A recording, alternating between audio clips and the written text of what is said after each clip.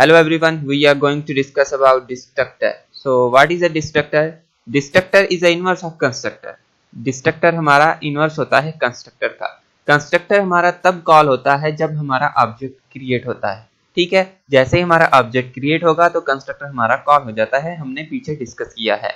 और डिस्ट्रक्टर इसका अपोजिट है. अपोजिट का मतलब है जब हमारा ऑब्जेक्ट डिस्ट्रॉय होता है तो हमारा डिस्ट्रक्टर कॉल हो जाता है. ठीक है, जब ऑब्जेक्ट की मेमोरी डी एलोकेट होती है तो हमारा डिस्ट्रक्टर कॉल हो जाता है. काफी लोग समझ रहे होते हैं कि जो डिस्ट्रक्टर होता है वो ऑब्जेक्ट को डिस्ट्रॉय करने के लिए हम यूज करते हैं डिस्ट्रक्टर का, लेकिन ऐसा नहीं होता. जो डिस्ट्रक्टर होता है वो तब कॉल होता है जब हमारे ऑब्जेक्ट की मेमोरी जो है ना वो डी एलोकेट होती है, तो तब हमारा डिस्ट्रक्टर कॉल हो जाता है. ठीक है, so we use tilde sign before destructor. हम जब डिस्ट्रक्टर बनाते हैं तो उससे पहले हम टिल्ड साइन का इस्तेमाल करते हैं. इसका नाम भी वही होता है जो क्लास का नाम होता है.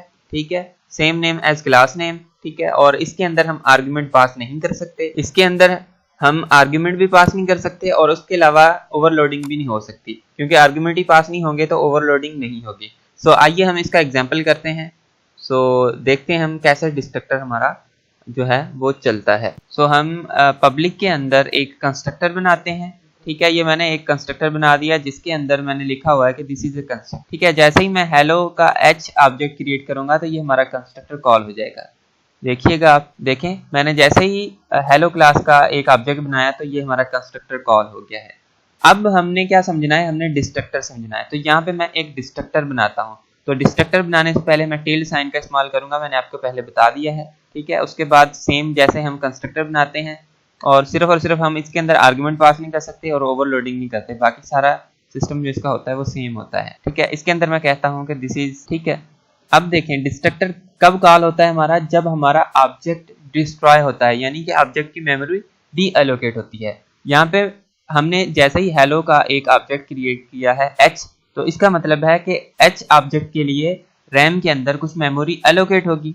ठीक है, जैसे ही वो मेमोरी डी एलोकेट होगी तो हमारा ये डिस्ट्रक्टर चल जाएगा. ठीक है, और यहाँ पे मैं लिखता हूँ कि cout this is a program. ठीक है, अब देखें ये वाला जो मैंने लिखा हुआ है कि दिस इज अ प्रोग्राम, इसके लिए भी मेरी मेमोरी कुछ एलोकेट होगी. ठीक है, जैसे ही इसके लिए मेमोरी एलोकेट होगी वो उस मेमोरी ने भी डी एलोकेट होना है. तो जैसे ही सारे के सारे प्रोग्राम की मेमोरी डी एलोकेट होने वाली होगी तो हमारा डिस्ट्रक्टर चल जाएगा.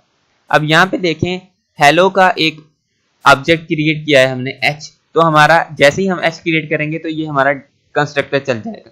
ठीक है, उसके बाद हमने क्या किया हुआ है कि cout this is a program, हमारा ये वाला काम चलेगा. अब जैसे ये वाला काम चलेगा यानी कि ये वाली स्टेटमेंट चलेगी तो उसके बाद हमारी जो मेमोरी है वो डी एलोकेट होगी. जैसे ही मेमोरी डी एलोकेट होगी तो हमारा ये वाला डिस्ट्रक्टर चल जाएगा. ठीक है, यानी कि सबसे पहले प्रिंट होगा दिस इज अ कंस्ट्रक्टर, उसके बाद प्रिंट होगा दिस इज अ प्रोग्राम, उसके बाद हमारा प्रिंट होगा कि दिस इज अ डिस्ट्रक्टर. ठीक है, तो आइए हम प्रोग्राम को रन करते हैं. तो देखें सबसे पहले प्रिंट हो रहा है दिस इज अ कंस्ट्रक्टर, फिर हो रहा है दिस इज अ प्रोग्राम और लास्ट में हो रहा है दिस इज अ डिस्ट्रक्टर. ठीक है, सो होपफुली आपको समझ में आ गया होगा कि डिस्ट्रक्टर क्या है. ठीक है, डिस्ट्रक्टर तब भी कॉल होता है जब हमारे प्रोग्राम की मेमोरी डी एलोकेट होती है, यानी कि ऑब्जेक्ट की जो मेमोरी है वो डी एलोकेट होती है तो हमारा डिस्ट्रक्टर कॉल हो जाता है. ठीक है, अगर आपको इसमें कोई कंफ्यूजन हो तो आप मैसेज करके पूछ सकते हैं या आप कमेंट करके पूछ सकते हैं. So thank you for watching this.